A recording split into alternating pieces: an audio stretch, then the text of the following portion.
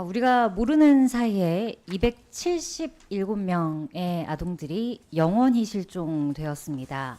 작년 7월부터 출생통보제 실시했습니다. 알고 계시죠? 네. 그래서 아마 한 명의 아이도 놓치지 않겠다는 국가의 다짐이 들어간 정책일 것이라고 생각을 합니다.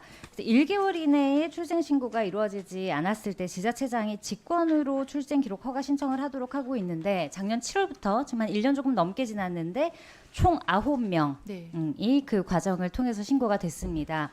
그런데 이 신고를 하는 시점은 1개월 정도가 지난 시점이고요. 네. 그러면 이 시점까지 아이가 출생으로부터의 시간이 있었을 것이고 그 이후로도 양육이 되어야 하는데 그렇다면 이 시점에 아이가 어떤 환경에서 양육되고 있는지에 대한 확인 절차가 전혀 존재하지 않는 것으로 확인이 되었습니다. 그래서 아이가 출생한 것은 이제 알려졌겠지요. 그리고 직권으로 아직 출생 신고가 안 됐으니 신청을 하겠다고 하는데 실제로 이 아이가 그 당시에 생존했는지조차도 확인하는 방법이 없는 겁니다. 그래서 저희가 유관기관일 수 있는 곳으로 생각되는 곳에 문의를 좀 해봤습니다. 네. 그랬더니 보건복지부는 출생 신고를 하지 못하는 것 자체로는 아동보호 문제라고 생각을 안 하시고 그래서 이 아동부 행복 지원 시스템 등록 대상에도 포함이 안 됩니다. 이건 조사하는 게 한 만 3세 정도 되기 때문에 누락이 되는 거고요.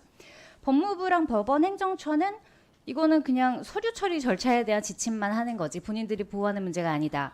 행안부에서도 전혀 모르고 계시고요. 네. 그래서 지금 이 직권 신고 시에 실제 아동이 어떤 위기 상태에 노출되는지에 대한 확인 절차가 전무한 겁니다.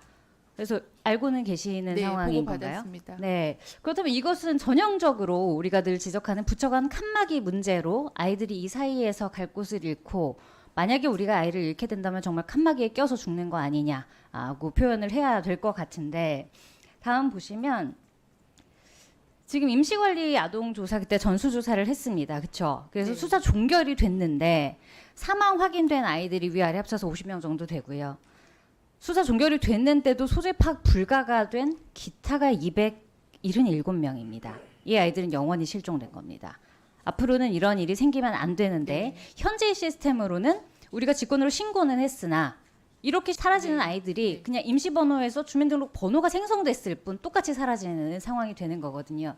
근데 그 다음 보시면 우리가 아동학대 사망 관련해서 연차보고서에 따르면 1세 미만에서 학대 사망 사례가 가장 많은 것으로 알려지기 때문에 이것을 조기에 발굴하는 것이 매우 중요하고 또 수사 의뢰된 임시관리 번호권 중에서 제대로 양육되고 있는 게 30%밖에 안 됐을 때는 출생 신고조차 하지 않는 부모에게서는 필연적으로 학대의 위험이 높다. 이렇게 봐야 될 것 같은데 여기에 대한 대책이 지금 없는 것으로 일단 파악이 되니 중간 때까지 여기에 대한 네. 대책을 마련해서 보고해 주시길 부탁드리겠습니다. 네, 그 세부 내용은 종감 때 보고 드리겠습니다. 이제 다만 의원님 지적해 주신 것처럼 서로 이제 업무를 나눠서 하다 보니 또 개인정보 공유가 안 된다라는 이유로 저희가 그 정보를 받지 못해서 확인을 못 하고 있는데 직권 신청한 지자체장은 확인할 수 있을 거라고 생각합니다. 그래서 지자체랑 협의해서 개인정보를 가지고 있고 직권 신청한 지자체가 우선 9명은 좀 확인하도록 협조를 할 예정이고요. 아동복지법에 이런 정보를 공유받아서 복지부가 관리할 수 있게끔 법적 근거도 마련하도록 그렇게 하겠습니다. 너무 좋은 질의였고 답변이었던 것 같습니다. 예, 우리 김미애 간사님이 그냥 계속 그냥 저도 동감합니다. 훌륭하십니다. 자꾸 눈물이 날라 그러죠. 근데 왜? 아이가 살았다니까.